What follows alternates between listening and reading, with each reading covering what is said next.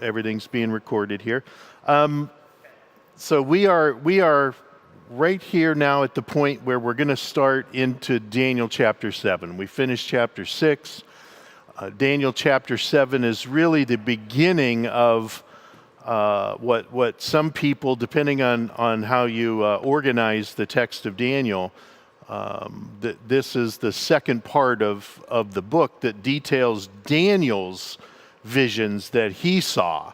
Everything else in 1 through 6 was, the vision that Nebuchadnezzar saw in chapter 2, just his dealings with the Gentile kingdoms, that he was alive and served, both the Babylonian and the Medo-Persian empires. And so we're getting ready to go into chapter 7. Now, one of the things that we talked about lots of things in the introduction 30 weeks ago when we talked about the dating and the authorship of Daniel and many of those key fundamental issues. But there was one question that I remember, I may have been Chris Massetti asked, but it's a question that I purposefully didn't really answer. And that was, how could someone really hold the critical or the Maccabean view that Daniel was written after the facts and somewhere around 165 BC? Well, I thought we would revisit that and really discuss the one thing that was really inconvenient to bring up at the very beginning of the class. Now that we've been through chapter 2 and we have analyzed lots of issues and interpretation elements of Nebuchadnezzar's dream, we're in a little bit better place going into chapter 7 to talk about the fundamental issue that separates scholars and their views. And we want to go ahead and do that. Really because chapter 7 is really one of the first times that the views of a critical scholar come into play in the interpretation of Daniel's dream in chapter 7. It takes a very different approach, and so I wanted to really cover what the fundamental issue is. We'll do a little bit of history, a little bit, and hopefully after this, you'll at least understand why is it that someone could even hold the critical view. Not that it's easy to dispense with. I believe it is very easy to contradict the critical view. But it at least gives you the basis for why there are scholars that believe this, okay?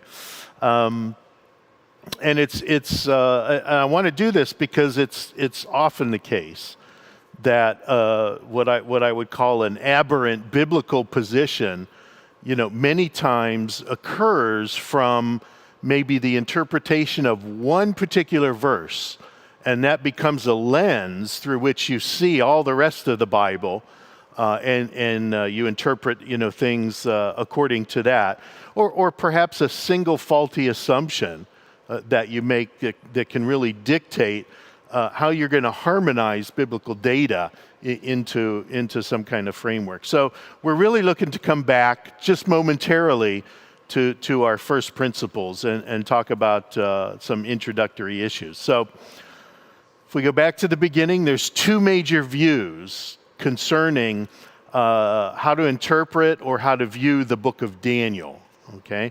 And those are called the Orthodox or conservative or Roman view, okay, depending on the context. Those are equivalent terms for our view, or the critical Maccabean or the Grecian view.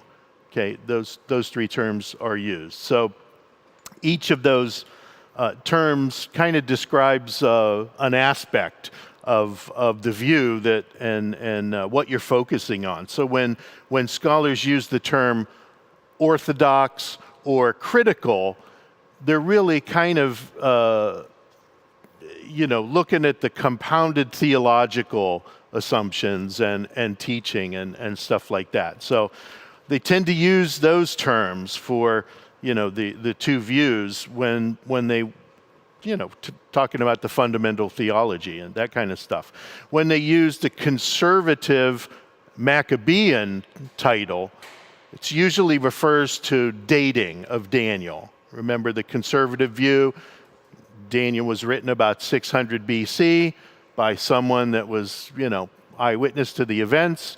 The Maccabean view, was written in 165 after most of the events took place, okay? And then the last one is the Roman Grecian view, which we're kind of going to introduce this week. And that actually embodies how you interpret the four kingdoms, the four beasts in Revelation, or in Daniel chapter 7, and back into 2. What do you actually assign as the definition of those things? And what we're really wanting to do now is answer the question, what is the basis for the critical view? Why do they believe the critical view? And I would say that almost all liberal scholars would hold the critical view.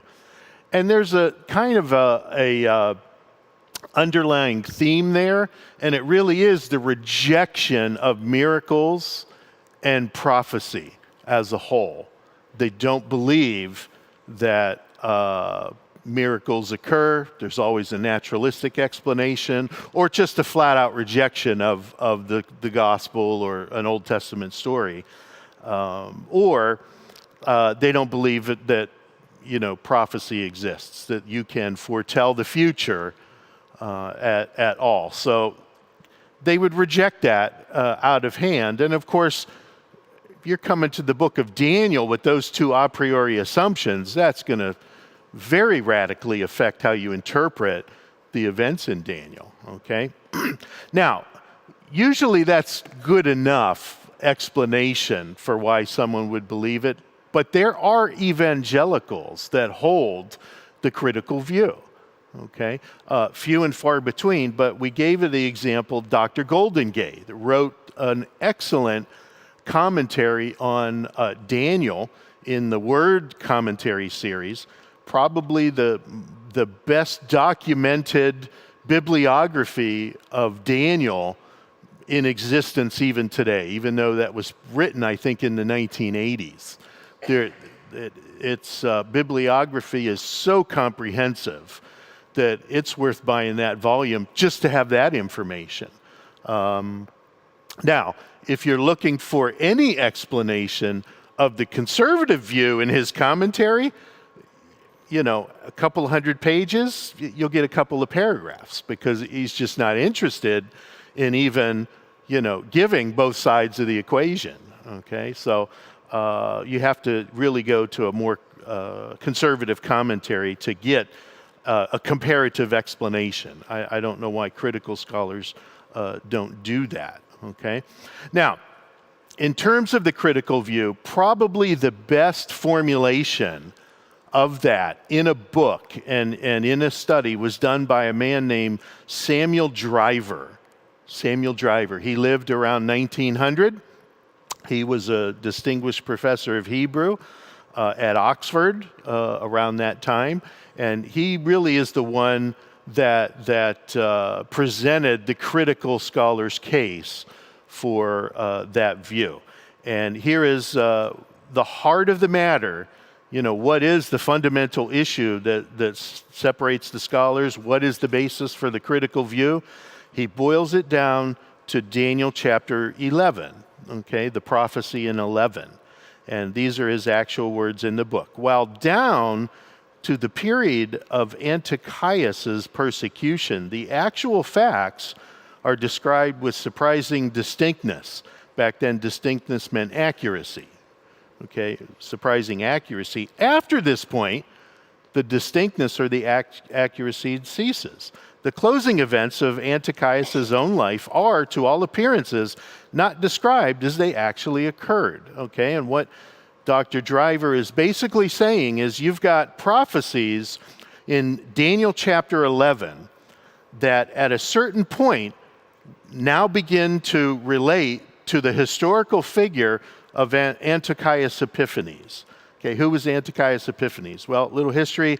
after the overthrow of the Medo-Persian Empire by Alexander the Great. Alexander the Great actually passed away shortly after his conquest of all of these kingdoms.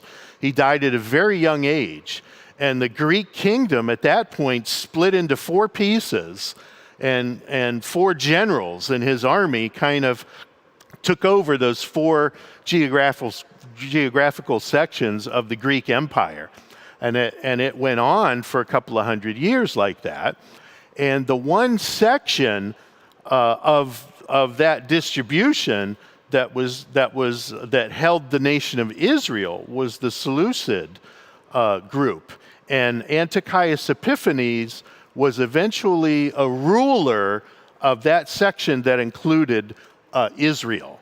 Okay, so in Daniel chapter 11, there's lots of detailed prophecies that, I mean, just line up beautifully with what Antiochus Epiphanes actually did and occurred.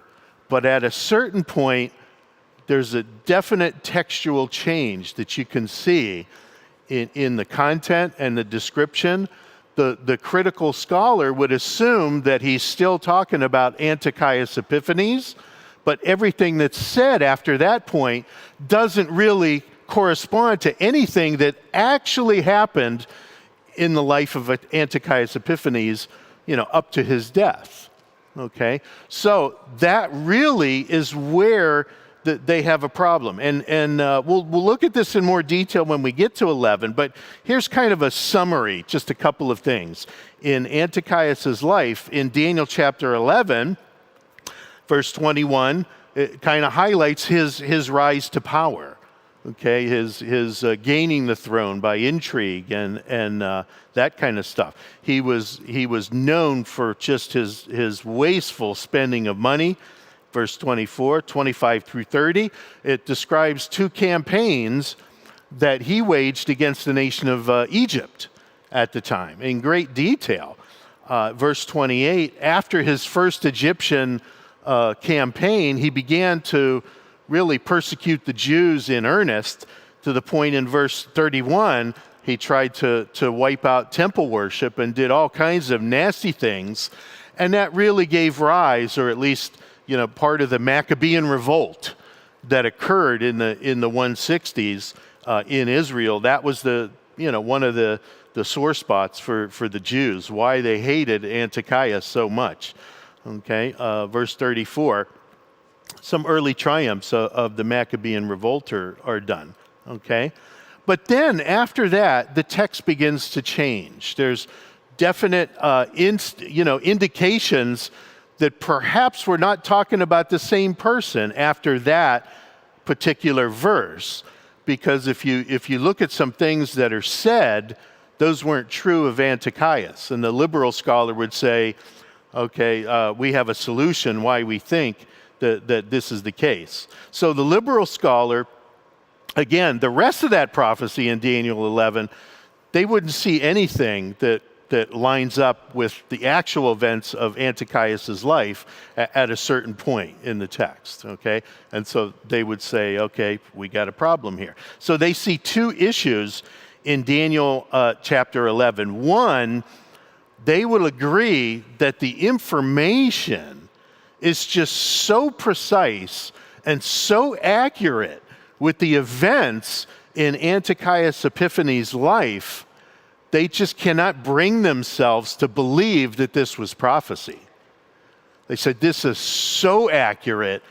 This must have been written by someone at the time that witnessed these events, because we don't believe that the accuracy of this can be, there's no other explanation from their point of view.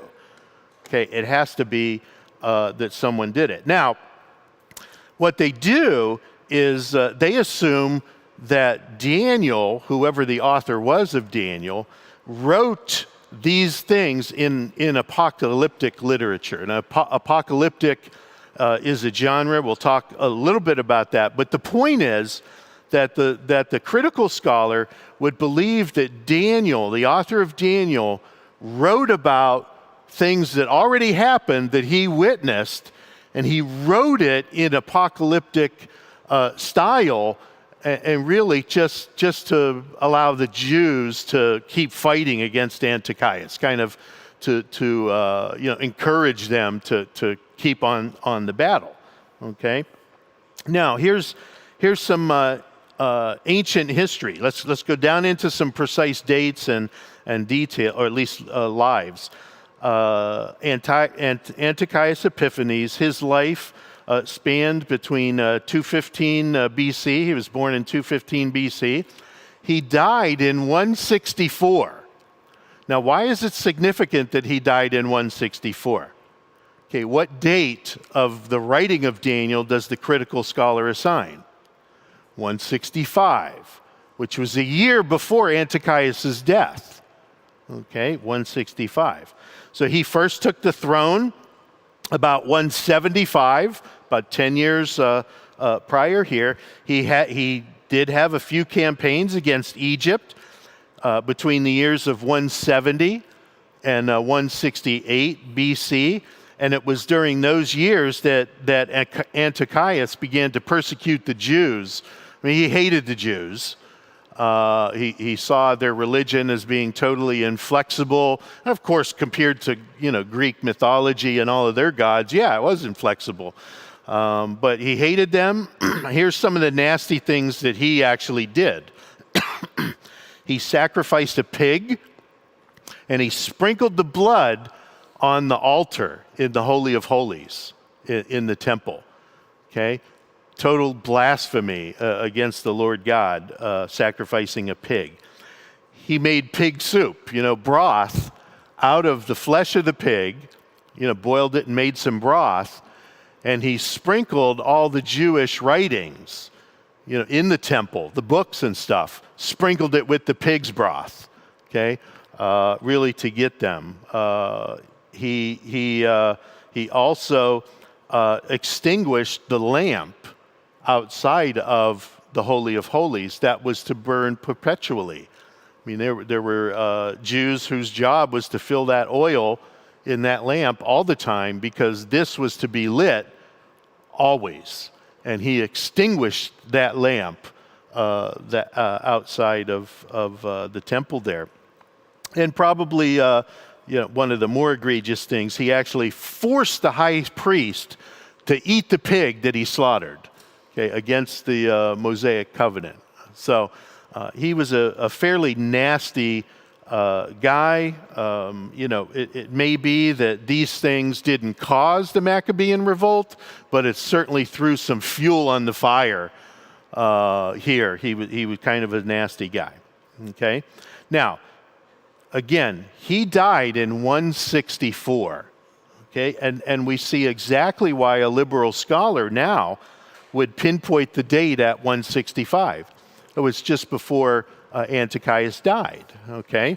And one of the main arguments is that, because these prophecies in the book of Daniel, prior to the change in the text, are so accurate that they believe that Daniel, or the author of Daniel, was merely writing history using apocalyptic literature. Okay, now what is apocalyptic literature? What does that mean?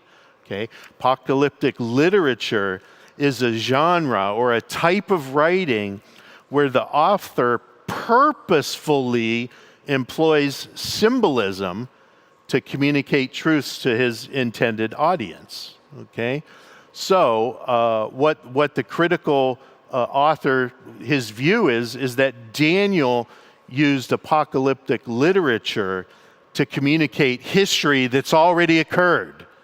Okay, so he's writing at the time of all of these events, and instead of saying, Antiochus did this real clearly, they claim the author kind of veiled this in apocalyptic language to tell of those actual historical events. So they would say that's how this text in Daniel is so accurate to the events in Antiochus's life because they were written after the fact using a particular genre, apocalyptic literature, okay? So that's the first issue. The second issue is the noticeable change in the text of Daniel chapter 11, okay? Certainly there are some things that are in the latter portion of the text in chapter 11 that don't pertain to Antiochus, what happened to him in the later stages of his life. And so what the critical scholar, he assumes that the author of Daniel, only gave his history in apocalyptic language to a certain point. After that, all he had, available to his disposal is perhaps intelligent guesses of what might happen. Thanks, Dave. What might happen in the life of Antiochus, okay? And he couched those in apocalyptic language too. And so the critical scholar would say, look, all he did was kind of extrapolate for that later section of Daniel chapter 11, okay, in order to make it look, more prophetic and that kind of stuff, since none of that stuff actually occurred in Epiphanes' life, okay, they would say this is, this is how we explain this, okay?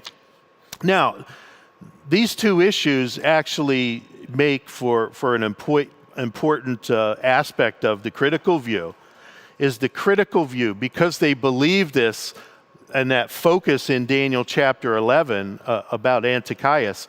Antiochus Epiphanes actually becomes the focal point for the entire book of Daniel. Okay? And all of the prophecies somehow or another relate to him because they believe it was written around the time of his life. Okay? And this is why the critical view has the four kingdoms ending with Greece, not Rome, is because all of this has to do with Antiochus Epiphanes. Okay? So that's a brief introduction. What's the basis of holding the critical view?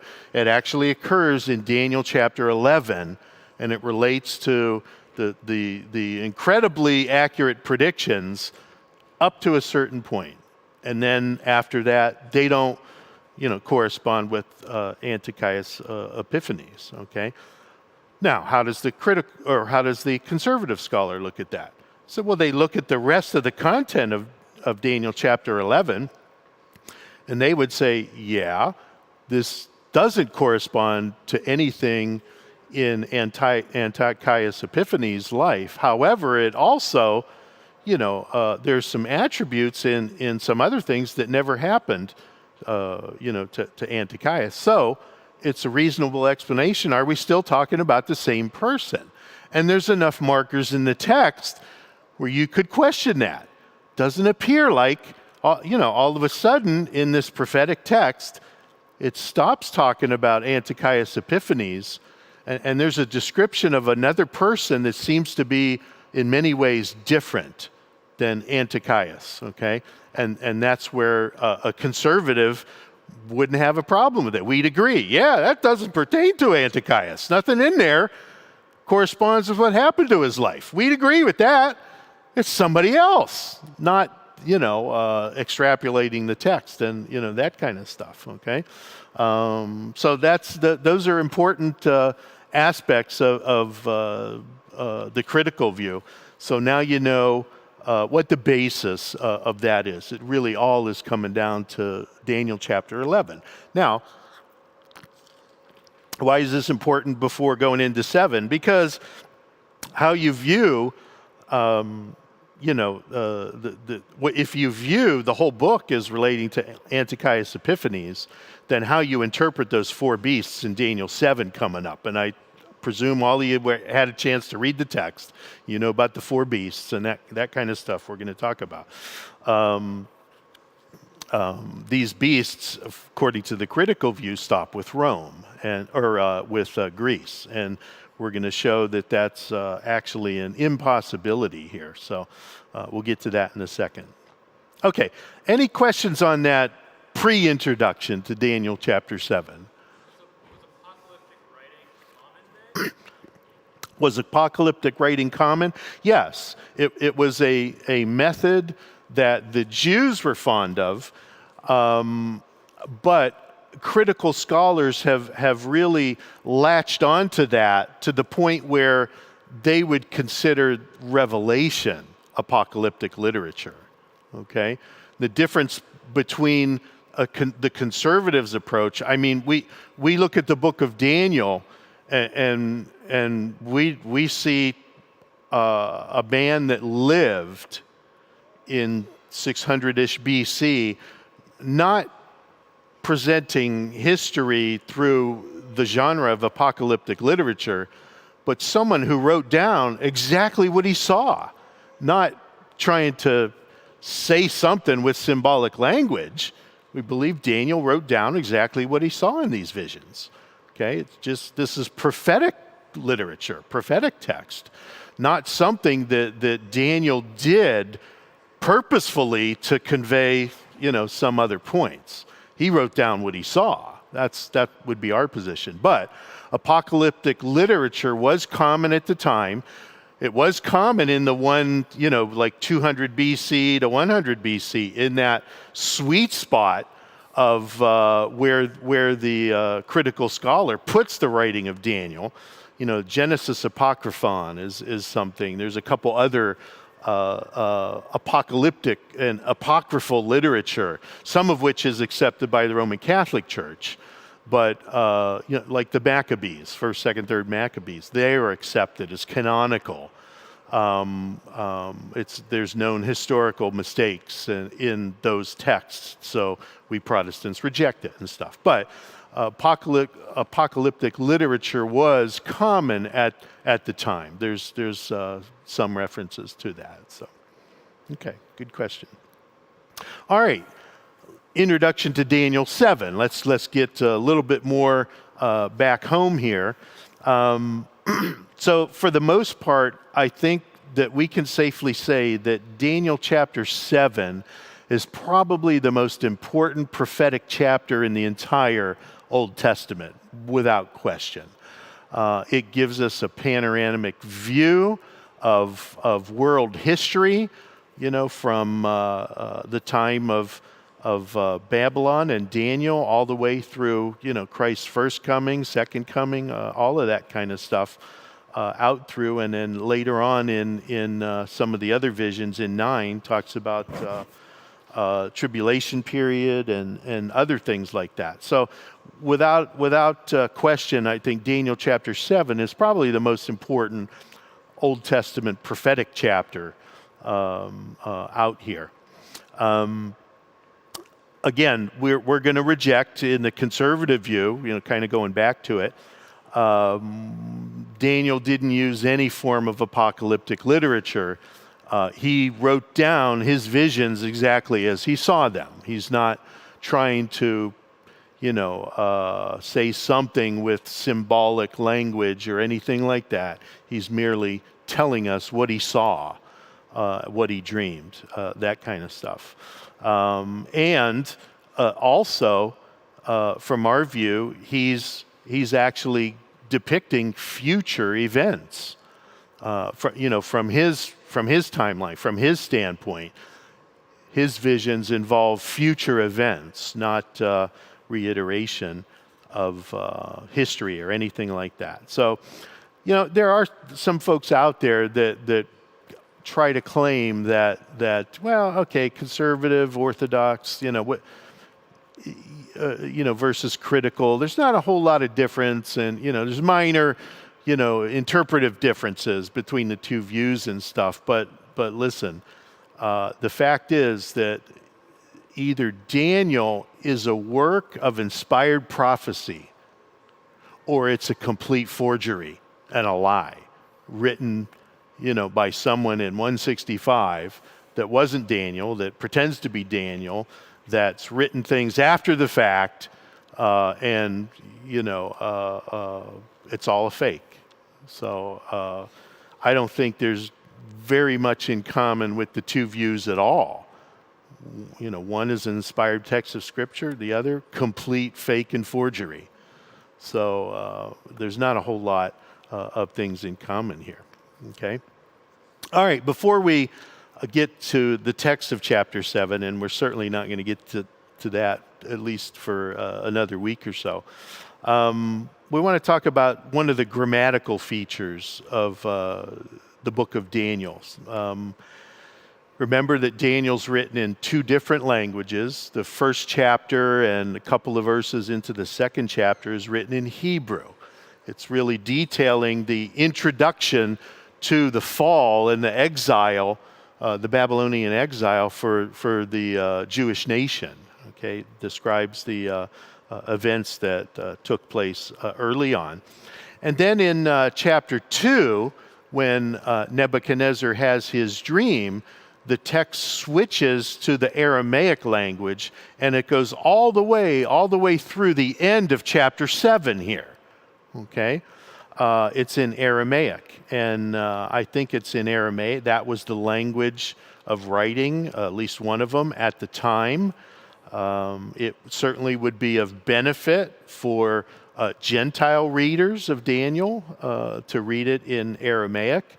And certainly it was written by someone that knew both languages. Daniel would have been the perfect person, having been educated in Nebuchadnezzar's court, and he was taught the language and literature of the Chaldeans. So he would have then learned Aramaic and would have been able to write this section, this middle section. And then the third section, starting in chapter 8 through the end of the book, switches back to the Hebrew language. And again, theologically, that has more to do with the nation of Israel in those visions and those chapters. So it kind of makes sense. Okay. There's another grammatical structure that's going on here in Daniel also, and it's an interesting structure called chiasm. Okay, chiasm is a poetic structure that the Jews were kind of fond of using, and chiastic structure involves just a pattern, and it's easy to understand kind of in pictures. Okay, so I've got this A, B, B prime A. A and B are slightly different topics, maybe different theme, that kind of stuff, related but different, and then they're followed up with a couple of parallel ideas towards B and A, and we call them B prime and A prime. And it kind of, goes in this pattern. And an example of that, with actually three things, is the verse in that Jesus says in Matthew, and I don't have the reference here, but everyone's familiar with this. No one can serve two masters, for either he will hate the one and love the other, or he will be devoted to the one and despise the other. You cannot serve God and money. Okay? You can see the chiastic structure here, where you've got those the three ideas here of being unable to serve two masters, and hating one of the masters and loving one of the others. Okay, that this structure that they do here is an example of that. Why did the Jews use this? It was very common in the Old Testament in certain sections. Like all of a sudden, you would read a certain section of maybe a psalm or a prophecy, and you say, hey, these verses look like a chiastic pattern here. Why would they want to do that? Well, it maybe perhaps that it was easier to remember a passage that has a chiastic structure, easier to remember the flow of the passage or so. Okay. There's also one other variation, still called the chiastic structure, where there weren't like an even number of themes or ideas here. There was one that didn't have a corresponding idea. And that usually was a passage where, you've got A, B, C, and then backwards is B prime and A prime. C stands alone. Oftentimes that was the focal point of the whole passage. So instead of having an even number that had a parallel, they'd have one single idea that was in the middle that tended to be the focus of the entire passage. And you would see an example of that in Joel chapter 3, verses 17 through 21, where verse 18 is that central focusing point, and that deals with the blessings of the kingdom that are coming. Okay, so you can go take a look at that. But what's very interesting is that the Aramaic section of Daniel that spans 2 through 7 is a beautiful chiastic structure. Okay, and here's what it looks like. Here are the themes. In Daniel chapter 2, remember you had the vision of the four kingdoms, Nebuchadnezzar's statue, and Daniel did the interpretation of that. Then in Daniel chapter 3, you've got Daniel and his three friends rescued from the furnace. God delivered them because of their faithfulness. And then in chapter 4, you've got the judgment on Nebuchadnezzar, the prediction of his judgment and the actual judgment itself. Okay. Then chapter 5, you've got Belshazzar, judgment on Belshazzar. Okay, similar things. And then coming back out, you got Daniel chapter 6 in the lion's den, again, a story of faithfulness and miraculous rescue. And then finally, the last part, the A prime, is Daniel has the vision of the four beasts, the four kingdoms. Okay, so you see the reiteration in this chiastic structure, and that's one of the main reasons why both critical and Orthodox scholars see Daniel chapter 7, the vision that Daniel had of the four beasts, as parallel to the vision that Nebuchadnezzar had.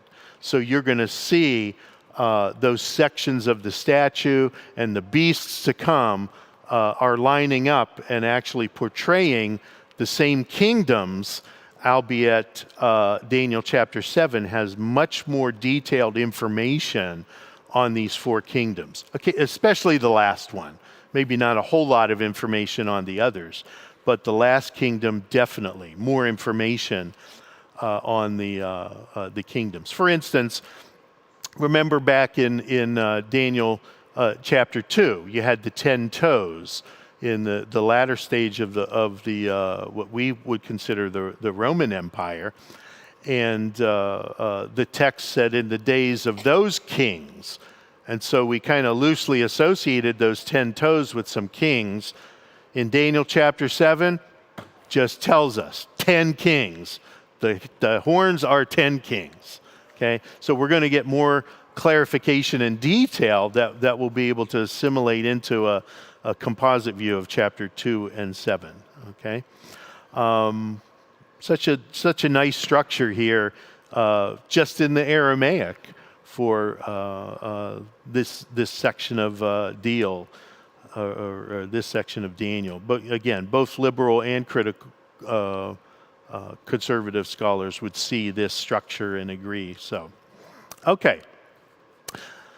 How are we doing on time? We're doing on time. I don't think I'm going to get through all of this, but it's possible. I might. So here are the different views.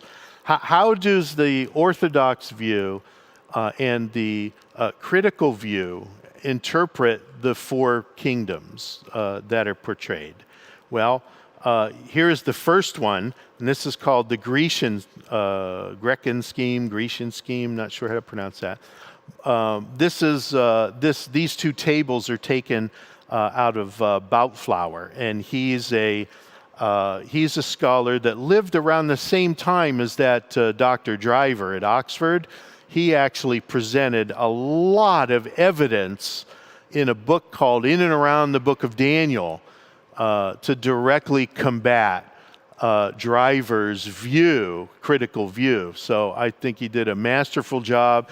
This was published back in 10 or 20, and he really does a good job demolishing the critical view. And I think to this day, there are even Golden Gay's commentary in the 80s, with respect to the critical view, really didn't advance the ball in their camp at all.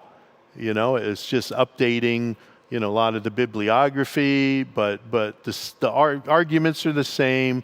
Really didn't move the ball at all in terms of advancing their own position and strengthening it all. They're still using the same arguments and stuff. So if we do a little kind of a parallel example, we're going to bring in, and hopefully you've read chapter 7, the beasts that were mentioned there. But chapter 8 has a little bit smaller section of that kingdom history, those Gentile kingdom history that doesn't include some things. But here is how the critical scholar views the interpretation of these things. So the head of gold definitely corresponds to the lion with eagle's wings in chapter 7. Okay. It is not mentioned, this first kingdom is not mentioned in chapter 8, and they equate that to the Babylonian Empire. Okay. Yay, we're all in agreement. Okay. None of us that study the book of Daniel has any problem with that particular first line. We all believe that the head of gold was Babylon. Okay? You, O king, are that head of gold. And after you will come another kingdom. Okay? Back in Daniel chapter 2. Now here's where things kind of split out a little bit. The breast of arms, or the breast and the arms of silver in the image of Daniel 2, according to the Greek scheme, corresponds with the bear with the 3 ribs. Okay, we would agree there. And the first and shorter horn of the ram. Okay, that's where we're going to depart a little bit. Okay, and the critical scholar would equate that, the breast and arms of silver and the bear with the 3 ribs as a Median empire, a Median kingdom of the Medes, separate and distinct from the Persian Empire. That's the critical point here, separate and distinct. And it was the Medes that followed the Babylonian Empire. Okay, that's their conjecture. Okay, the next one, the brass belly and thighs, corresponds to the leopard with the 4 wings in chapter 7. They see that as the other horn from the ram in chapter 8. Okay, and they equate that with the Persian Empire, a separate and distinct Persian Empire. And then finally, the iron, the legs and the feet and the toes, partly of iron, partly of clay, they see that as the beast with the iron teeth and the 10 horns in chapter 7. And they see that as the goat with 1 horn followed by the 4 horns. They see that as the Greek Empire of Alexander the Great and his successors. And then later on in chapter 7, okay, there's the little horn that springs up and displaces 3 of the horns in that last beast. And in chapter 8, they would equate that with the little horn which sprang up out of one of the 4 horns, and they equate that to the person of Antiochus Epiphanes. Okay? So, that is the critical scholarship laydown of the kingdoms as they flow across these chapters and the identities. And you see that the main feature and the thing that distinguishes the critical view from the Orthodox view is that they separate the Median and the Persian Empire as separate and distinct entities here. Okay? And they really have to do a lot of gymnastics to hold that, as we'll see in just a second. Yeah, question? So does that mean that they think that the feet and the 10 toes those kingdoms have already happened. They're not future. Yes.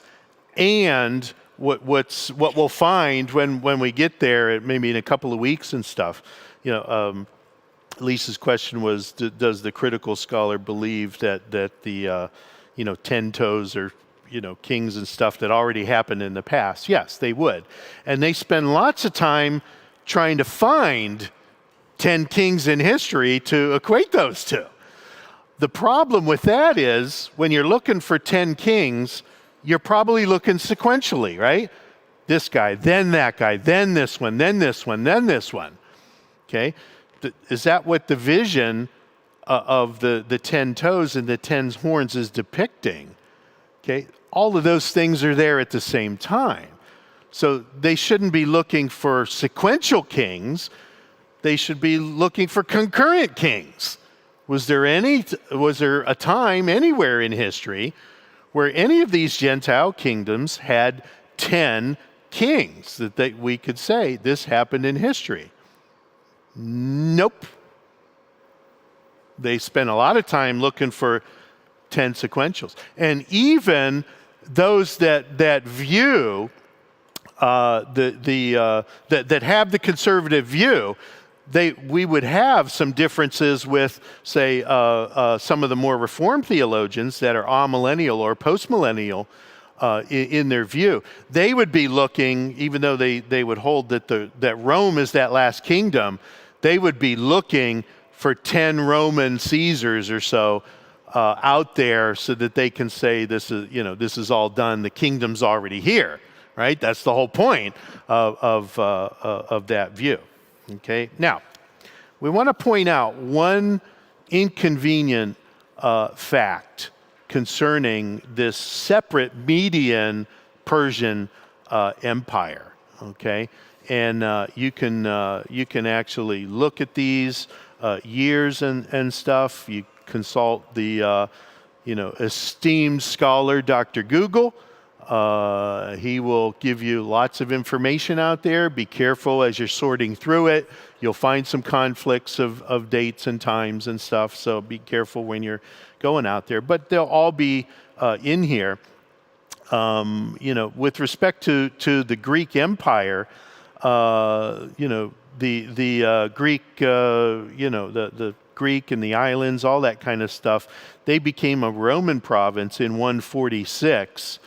And by 133, that entire Greek Empire was completely overthrown by Rome. So if you have an a priori, belief that predictive prophecy is impossible, and if you're, assuming you're writing, known history in 165, then that fourth kingdom, of necessity has to be Greece, because Rome didn't conquer Greece, for like 20 years later than about 165. So this really forces your hand. It forces you to make a separate Median and Persian kingdom. It kind of forces you to do it that way. If you got to end with Greece, you don't have a choice. Here's the problem, and what I think should be the nail in the coffin. Cyrus the Great conquered the Medes and their kingdom during the Babylonian kingdom. So by the time Cyrus came and overthrew Babylon, the Medes were already in subjection to the Persians, and it was a joint kingdom. Okay, the exact timeline here is where is it? The war against the Medes that Cyrus waged during the final stages of the Babylonian kingdom happened between 553 and 550. Okay, and if you remember when Babylon fell, that was like 540, 539. So Cyrus the Great conquered the Medes and their kingdom 10 years before Babylon fell. So there's no way that a separate Median kingdom could be in view here in Daniel as the one that overthrew Babylon. they were already had been conquered by the Persians. And so this joint kingdom of the Median and the Persians existed 10 years before the fall of Babylon. And they were the ones that came and subjugated Babylon in its time. So there was no separate Mede empire or rulership that was there to overthrow Babylon as a separate entity. Okay, it's not historically possible, yet they still maintain that, mostly because at the end of what's the last thing it says? Darius the Mede received the kingdom about the age of 62. Doesn't say it was a Median kingdom, just says Darius was a Mede, and he was the one that was involved in that. But we looked at Darius the Mede, and was that just another name for Cyrus? That's one possibility. But even if not, this was a ruler that was part of the Medo-Persian Empire, and eventually Cyrus came to Babylon and finished the job there. Okay, all right. So this is why I think the Greek scheme is just an impossibility. It's you really got to do some intellectual gymnastics to hold that there was a separate Mede empire that overthrew Babylon, and then the Persians, came along and overthrew them.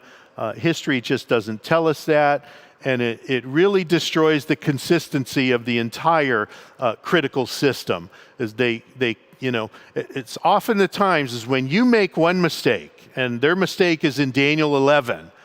Implying that Antiochus is the focal point now because of this prophecy of the entire book of Daniel. Once you make that one mistake, that mistake's going to propagate. And it certainly propagates to the beasts and the interpretation of those kingdoms. They make a mistake there, and at that point, the consistency of your entire position is going to fall apart. Okay? Yeah, Lisa. Is it possible that the reason they make Antiochus the subject there is because he is a picture of the Antichrist, or are they doing that for they wouldn't. Antichrist is not even in the picture here. This little horn is Antiochus. Okay, all of that refers to him. He's not the dreadful and terrifying beast. He's But he's a picture. he's a piece of it. He's the little horn of that beast, and they say nope, that's Greece, not Rome, and everything focuses on him, and everything now is focused on him, and so we're not even going to use that term Antichrist yet, right? We don't know nothing about that. We're in Daniel. We don't know nothing about no Antichrist, right? We all know sometime, we're going to get to Matthew. We're going to get to Thessalonians. We're going to get to Revelation sometime in the future. Right now, we're going to restrict ourselves to the little horn of Daniel 7. That's what we're going to call him, because that's what we got. We're not trying to propagate ahead. Not much. We will occasionally, but it's the little horn of Daniel, the willful king of Daniel 8, the prince of the people who is to come in Daniel 9. We're going to use those names, and we'll be able to show that these are the same person, but these names, we're not going to make that jump in 1 John to the Antichrist just yet, even though eventually we'll get there. This is the person that we're expecting, yada, yada, yada. The Antichrist is the little horn, the willful king, the prince in 9, all of that stuff, okay? Okay. I think that's probably good, and we got maybe 5 minutes here. What I'll do is I'll summarize this, but we'll go into it more detail. So now the Roman scheme, a little bit more home for us, okay? Again, Daniel's written in 6th century BC. This is all future prophecy from him. We have the first line is in the Grecian scheme. The head of gold is the lion. with the eagle's wings in chapter 7, and we view that as the Babylonian Empire, okay? Now, in the second part, the breast and arms of silver is the bear with the 3 ribs. We see that not as one of the horns, we see that as the ram with the 2 horns, the whole beast there, the whole ram, okay? And we see that as the Medo-Persian Empire.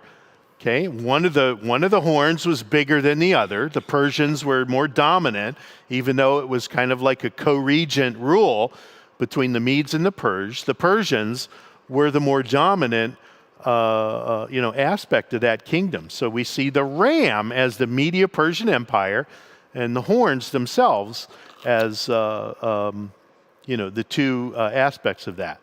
The brass belly and the thighs. Okay, remember brass, highly used in the military accoutrements of Alexander the Great.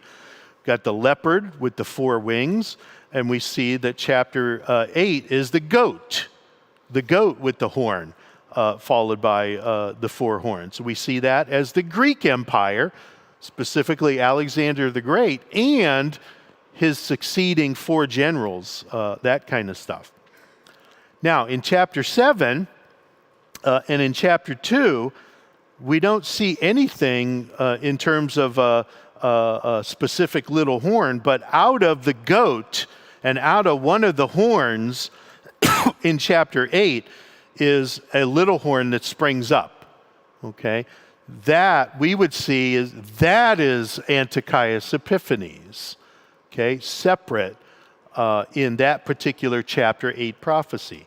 And that's where the vision in chapter 8 stops. It really only pertains to those middle 2 kingdoms, the Medo-Persian Empire and the Greek Empire. Doesn't deal with the Babylonian Empire, okay, and it doesn't deal with the Roman Empire that comes after. It's just those 2 middle ones. And then the iron and legs, the beast with the teeth and the 10 horns, we see that as the Roman Empire. Finally, the Roman kingdom. And then the little horn, which sprang up among the 10 horns and uprooted 3 of them.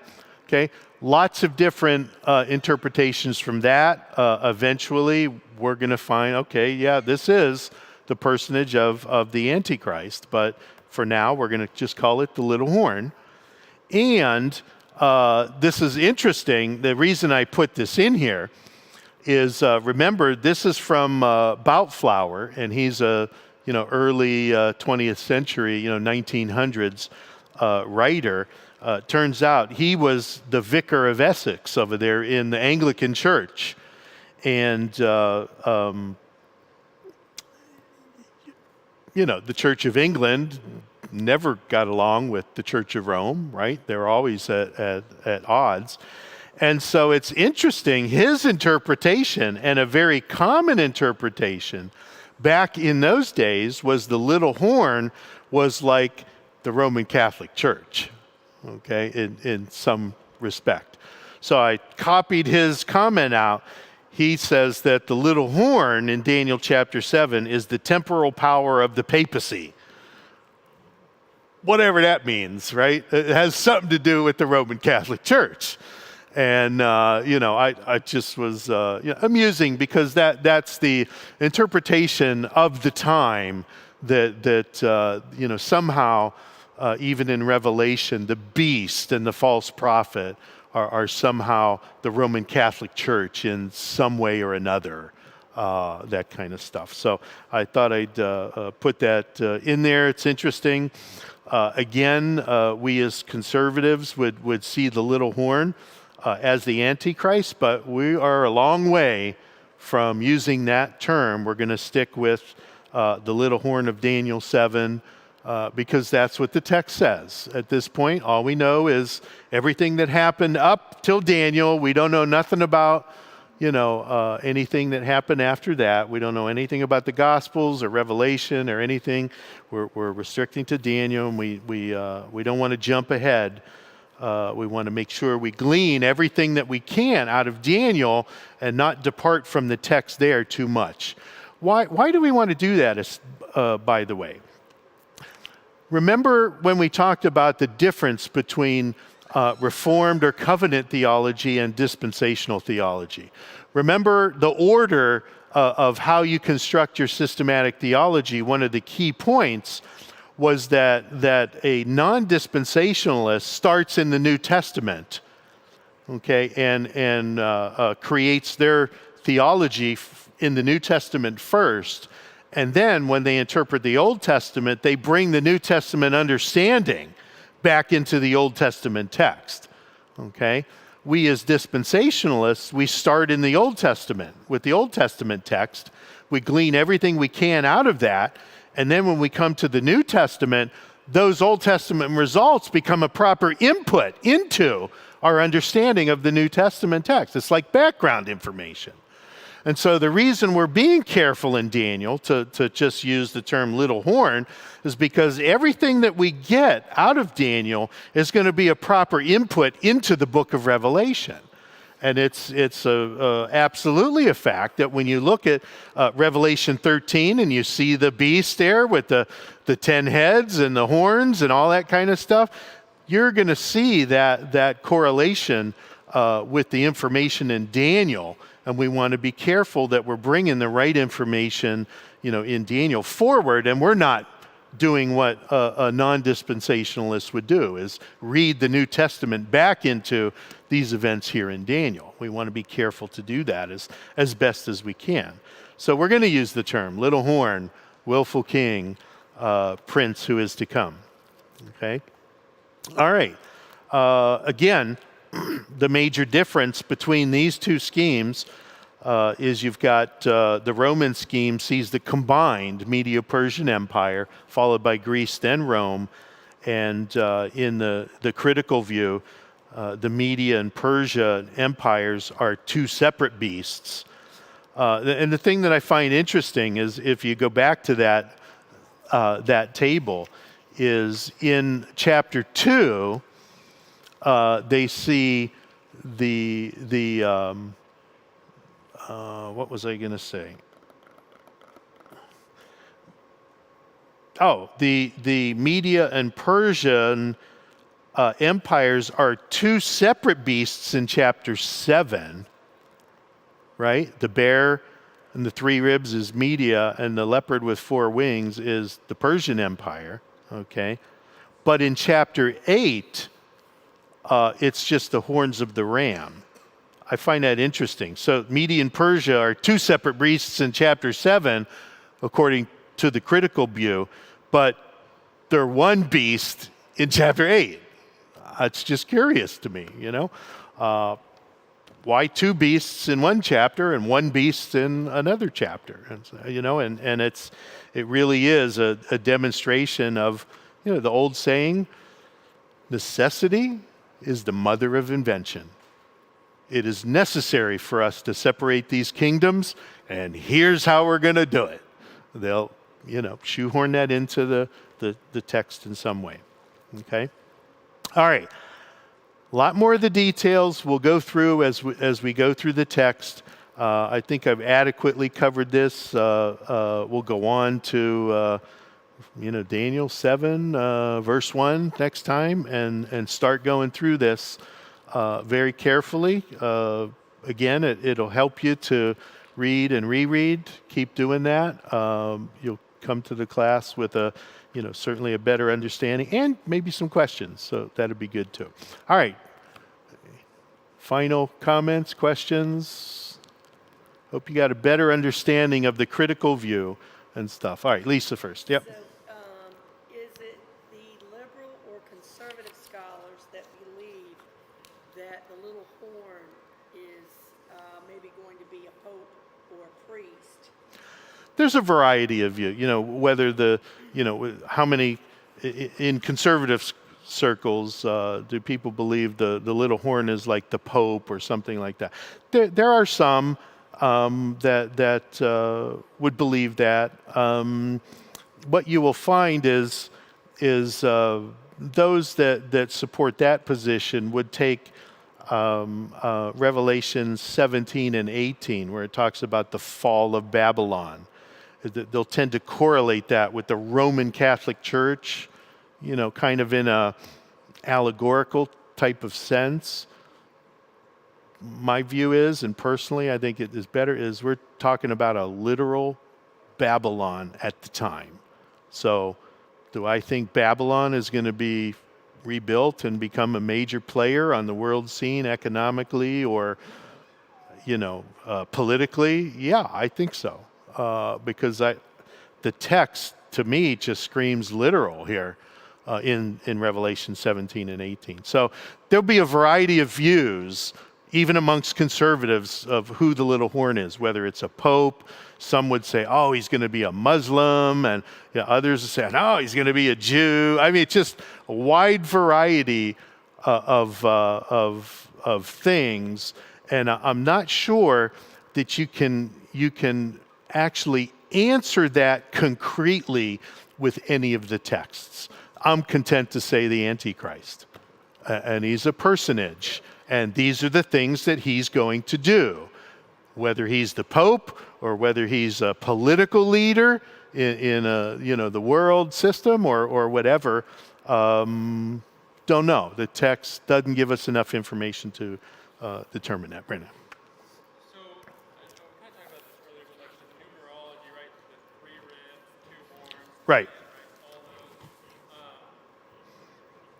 I guess 2 parts of this question is: do you think that the book of Daniel is getting us to the book of Revelation, or through Revelation in terms of time? Do they both end at the same thing, right? We're talking about the little horn being the Antichrist, and if that's the answer, then I would say they both get us through Revelation. Right. I think that what we'll find is that fourth beast in its later stages, and the image in Daniel 2 in its later stages, the feet and the toes, are depicting the time that Revelation 4 through 19 spans.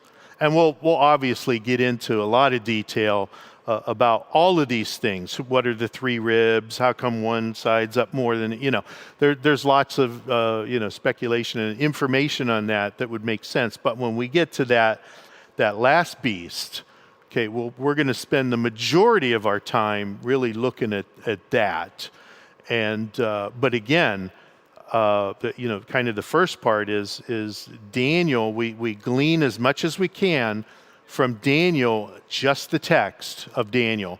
Now we're okay using Jeremiah also, for some supplementary information, the fall of Babylon and Jeremiah, how come when we get to chapter 9, we'll talk about what was one of the major reasons and aspects why the Babylonian exile happened, and it relates to the 70-year kind of prophecy and stuff like that. We'll look at that in more detail. So we're not saying we can't go outside, but we're sticking to the Old Testament, when we do that, and nothing after the book of Daniel. So we don't know nothing about Zechariah yet. Okay, that kind of stuff. So we are looking, to biblically produce a coherent input into the book of Revelation. Okay. Which is that's really what we should do. One of the comments that we mentioned is the thing about Old Testament prophecy is it usually doesn't put it in chronological order for us. It's just it mentions what this is going to be like here, there, everywhere. It's all jumbled. All the information is in there, but what the book of Revelation actually does for us, it really doesn't bring anything new in terms of items, but it puts it all in chronological order. So everything in Revelation is in the Old Testament prophets.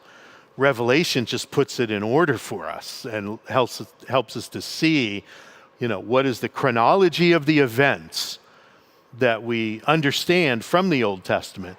And some of the chronology is in Daniel.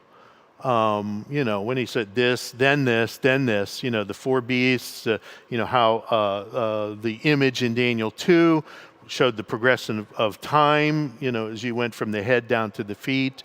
That's why the feet are the final stages of that, Roman Empire and stuff like that. So we'll get to a lot more detail on, some of those things as we go forward. At least the next 3 chapters, 7, 8, and 9, have some of the most detailed content that we will be able to bring forward as a proper input when we study the book of Revelation.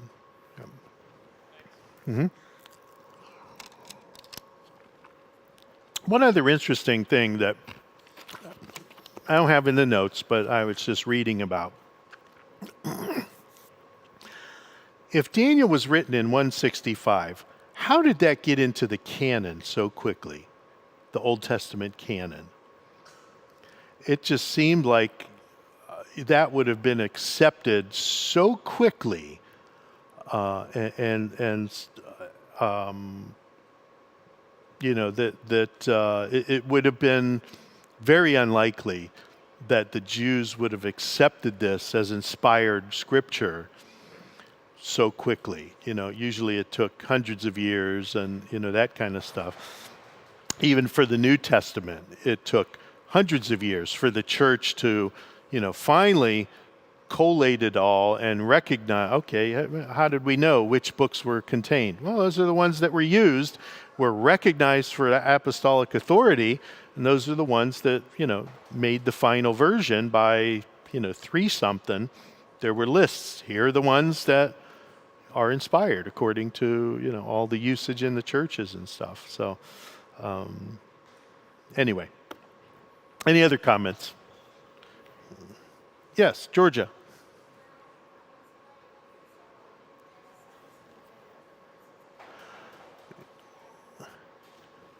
Neil, what was that? I couldn't hear. Oh, any more? Oh, okay. I'll get you one. I can send it to you soft or however you like. Yeah. Okay. There you go. All righty. See you next week. So maybe they speculate that it's going to be a pope or a priest.